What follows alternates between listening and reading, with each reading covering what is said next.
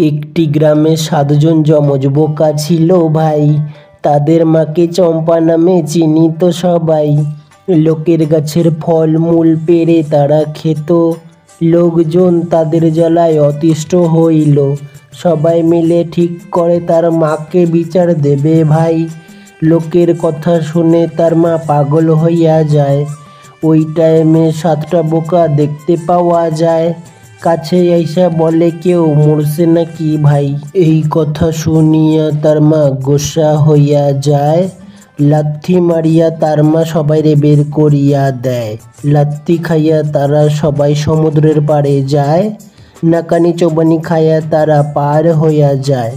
ওই সময় একটা বোকা কাঁদতে দেখা যায়।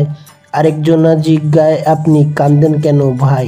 সেই বেটা বলে, আমার সামনে 6জন দেখা যায়। সেই কথা শুনিয়া সবাই কাঁদতে লাগে ভাই। কান্নার আওয়াজ পায়ে দূর থেকে রাজা দেখা যায়। রাজা বেটার গরিব হওয়ার কারণ খুঁজে নাহি পায়। সেই বাহানায় কাজের লোকদের ঘন ঘন ছুটি দিবার চায়। ওই বোকাদের দেইখে রাজা কাছে যাইবার চায়। কান্দেন কেন, কি হইছে বলেন না আমায়?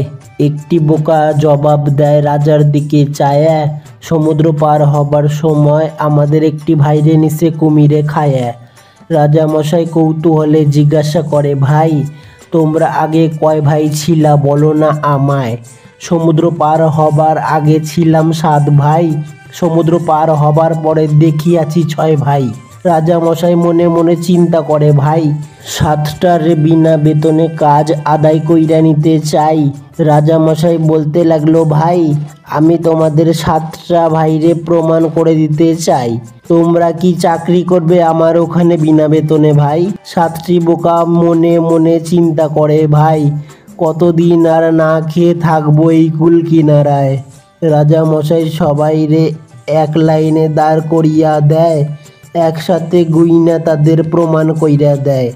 সবাই মিলে রাজার কথা মেনে নিতে চায়।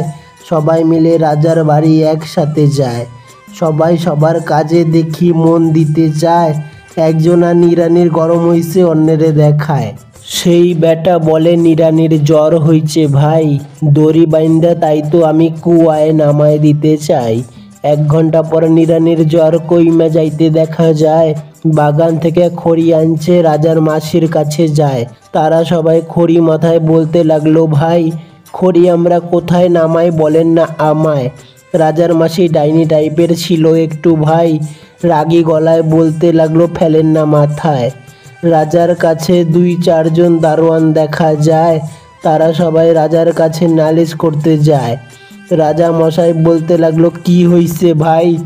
দারোয়ানরা বলতে লাগলো, আপনার মাসির মাথায় খড়ি ফালাইয়া জমের দুয়ারে দিছে পাঠাইয়া। রাজা মশাই মনে মনে চিন্তা করে, ভাই বিনা বেতনের বোকার দল কি খেলা দেখায়। রাজা মশাই তাদের কাছে যাইতে দেখা যায়। রাজা মশাই বলতে লাগে, ভাই যে খেলা দেখাইছো তোমরা বুড়িনে নিয়া, শেষ কাজও করবা তোমরা শ্মশানে গিয়া। সবাই মিলে বুড়িরে দেখি খাটিয়া সমেত তুলিয়া নিয়া যায়। বেলতলা কুলতলা হাওয়ায় বুড়ি চিপকে যায়। কিছু দূর যাবার পর ওরা চিন্তা করে, ভাই খাটিয়ার ওপরে আর তো বুড়ি নাই। ওদের মধ্যে একটি বোকা বলতে লাগে, ভাই মরার পরও বুড়িটা আমাদের শান্তি দেয় নাই। ওরা সবাই মনে মনে চিন্তা করে, ভাই কোনো একটা বুড়িরে পুড়াইয়া দিয়া যায়। এমন সময় সামনে একটি বুড়ি দেখা যায়, ভিক্ষার জন্য হাঁটিতাছে আলতা রাঙা পায়।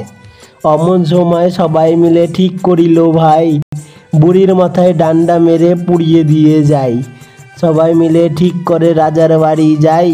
কিছু দূর আগাইবার পর বুড়ি ওপর থেকে ওদের সামনে পইরা যাইতে দেখা যায়। ওদের মধ্যে একজনা চমকে উঠল, ভাই বুড়ি নিশ্চয়ই জাদু জানে, বলতে লাগলো তাই। সবাই মিলে ঠিক করে আগে বুড়িরে পোড়াই, তারপর সবাই মিলে রাজার বাড়ি যায়। রাজার বাড়ি আইসে তারা ভেতর ঘরে যায়। রাজার চেয়ারের পেছনে আবার বুড়ি দেখা যায়। ওদের মধ্যে একটি গাধা আবার বলল, ভাই এই বুড়িটা মরার পরও শান্তি দেয় নাই। রাজা মশাই রেগে গিয়ে বলতে লাগলো, ভাই আমার মায়ের বোনরে মারছো তোমরা সবাই। সাতটা বোকা রাজার কাছে বলতে লাগলো, ভাই আপনার মাসি মরার পরও শান্তি দেয় নাই। নিরপরাধ বুড়ির নাকি বাড়ির লোক দেখা যায়। তাদের কথা শুনে রাজা তাদের রাজ্য থেকে দূর করিয়া দেয়। তারা সবাই রাজ্য থেকে দূর হইয়া যায়। তাদের মায়ের তাদের চিন্তায় ধুম জ্বর আসিছে গায়ে। সবাই মিলে ঠিক করে, ভাই নিরানির জ্বর যেইভাবে কমাইছিল সেই আইডিয়াই তার মার সাথে করতে চায়। সবাই মিলে হাত পা বেঁধে কুয়োয় ফেলে দেয়, আর কোনোদিন আসবে না জ্বর মায়েরও গায়ে।